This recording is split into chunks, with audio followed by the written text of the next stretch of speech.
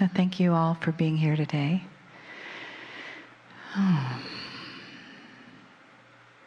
And creating the beautiful energy unique to each one of us that together creates this beautiful soup of humanity that we are. So I'd like to invite you to prepare yourself in some small way for the information and the love that you will receive through Kryon. Maybe you'd like to close your eyes for a moment. Just take a breath in. And just let yourself settle a little more into your body, into your chair. And take another breath with me. Yeah, and feel where your feet are on the floor, connecting with the beautiful planet, beautiful Mother Gaia, through your shoes, through the cement, through whatever else is underneath. She is there, supporting our every step. And then bringing your awareness to the top of your head, where the divine energy enters in. And let's breathe a breath of that in through the top of your head.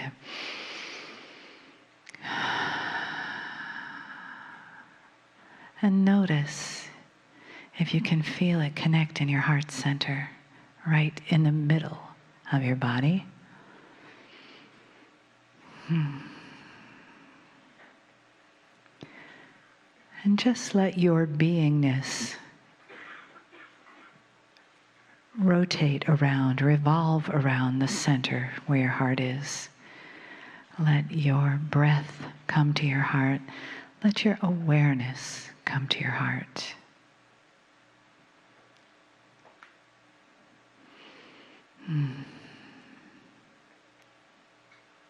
And though each one of us experiences that heartfeltness in a different way, when we put all of those hearts together, it forms a beautiful garland that surrounds us. Each flower just a little different, and each flower just as beautiful. And each flower opening to the message of love and honoring that comes into us with the grace and the joy that Kryon brings.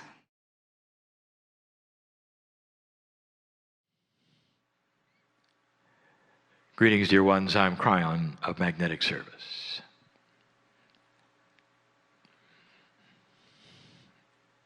Perhaps some of you have not seen this before. What do you think so far? Dear ones, there is an energy shift in this place that is profound. My partner steps aside, and he does it in an instant. These are things that used to take him a great deal of time. To make this shift so quickly, to open this portal, to remove the filters and let through what comes. And in this portal steps an energy that you cannot describe, for you have no language, you have no concept. If I said the room was filled with multidimensional energy, beings, God, the intellect would say, show me, I don't feel anything. Those who read and feel are overwhelmed because their portals are open and they're ready. This represents the process of the human being by free choice to acknowledge or not the unseen things of the planet, because you're going to see a whole lot more of it. Nature itself is going to open up. You're going to feel the life forms that dwell in the trees. You're going to feel the congratulation hugs back when you hug a tree.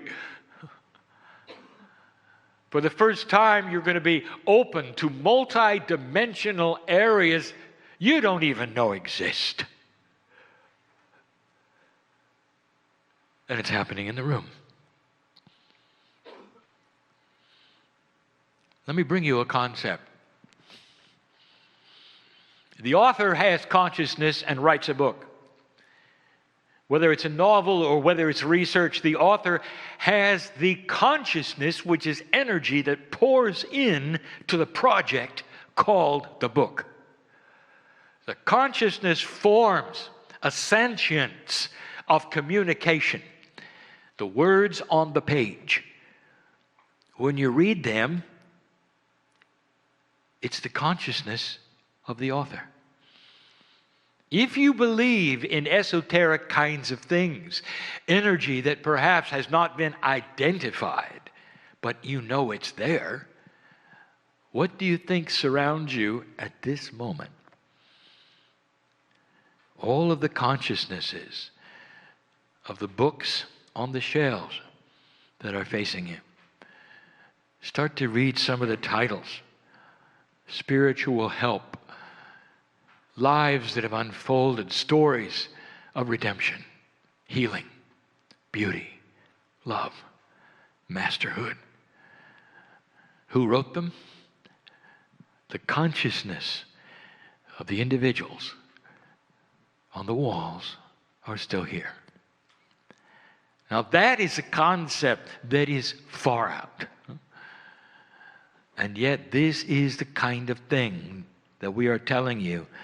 You don't know what you don't know. Sometimes many of you would come into a place like this store that you sit in now.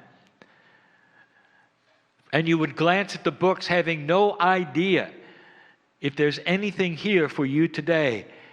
And one will literally fall in your hands, or they will glow so that you will see it and you'll pull it out and you'll know this is for me.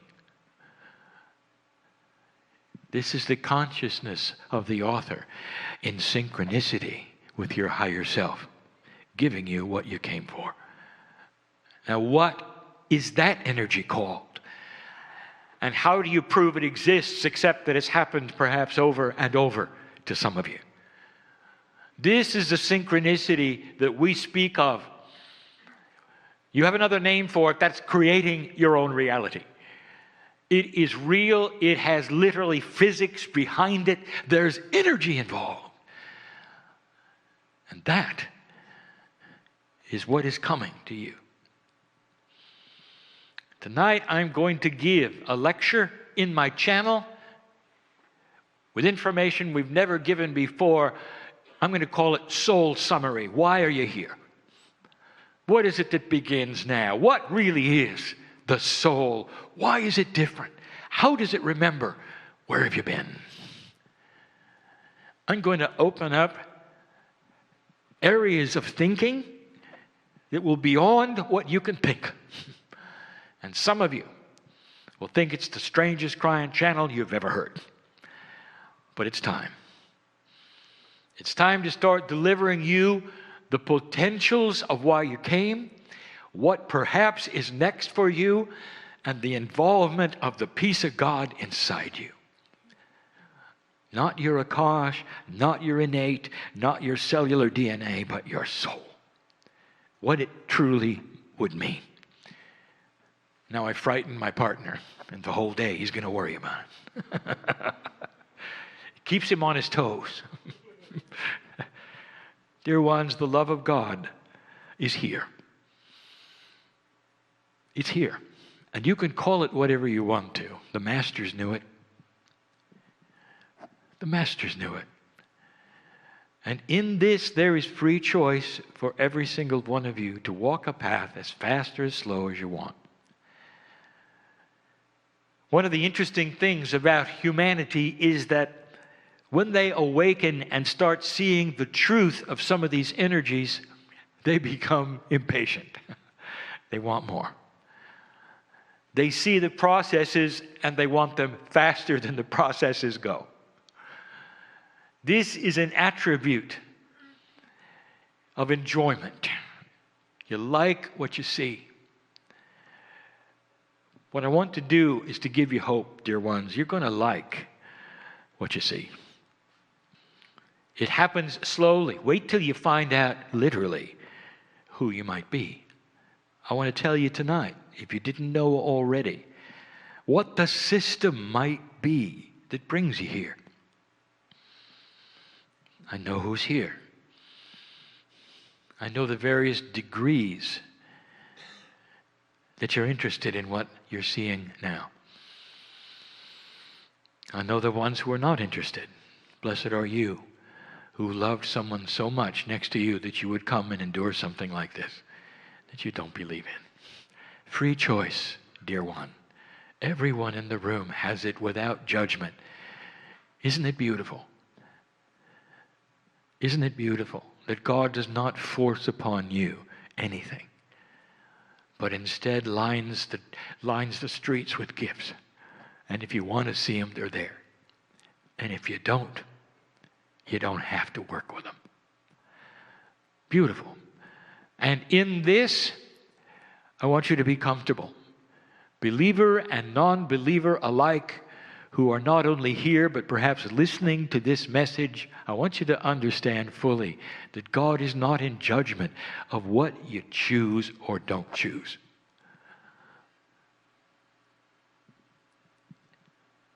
It's the holiday season.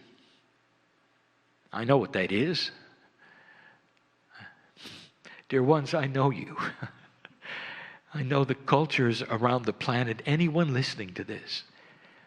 I know where the holiday season has come from, and you're careful to use the right words so you don't offend anybody else. What do you think of the system that created it? Christianity. Perhaps it's not for you, perhaps it is. I want to tell you something, in case you haven't heard it before. The master who walked the earth, called Christ, was real. The things he did, the things that got reported that he did, were real. All of it happened. One of the things that he said was, I am the Son of God, and so are you. He was an example to follow of a compassionate human being operating at 90%. His consciousness won over physics every time. He had the power of life and death. I'm going to talk more about that tonight in ways that you didn't expect. And you might say, well, it's fine, but I'm not necessarily going to go to the church with that name on it.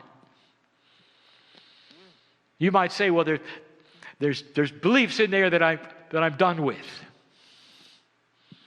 I'll give you a challenge, dear one. It's going to test your tolerance level. I challenge you to go to the church you don't want to go to. And there I want you to sit and enjoy the love of God that is there. You may not celebrate, sing the songs, you may not kneel, you may not do any of the things that are the doctrine of that particular organization. You may not even believe in some of the things they believe in. But let me tell you something you didn't expect. Healings occurred there. The love of God is there. The love of God is anywhere anyone asks for it. Did you know that? Anyone. You go to the synagogue, you'll get the same thing. The love of God is there, and healings have been there, and the mosque is the same. It's true that there is one God, and all humanity knows it.